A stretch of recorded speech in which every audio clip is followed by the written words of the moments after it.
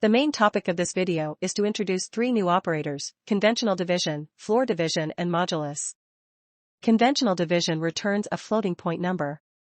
Floor division operator divides two numbers and rounds down to an integer. For example, suppose the runtime of a YouTube video is 70 minutes. You might want to know how long that is in hours. Now let's try conventional division first to see what we get. Minutes is equal to 70. Minutes conventional division 60. Press enter. We got 1.17, a floating point number.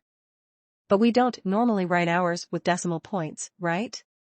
As such, let's do floor division, which returns the integer number of hours. Hours equal to minutes floor division 60. Then type hours. The return value is 1.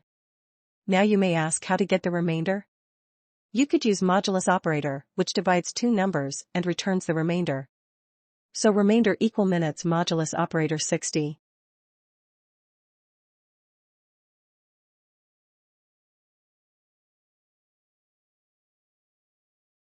Then type remainder.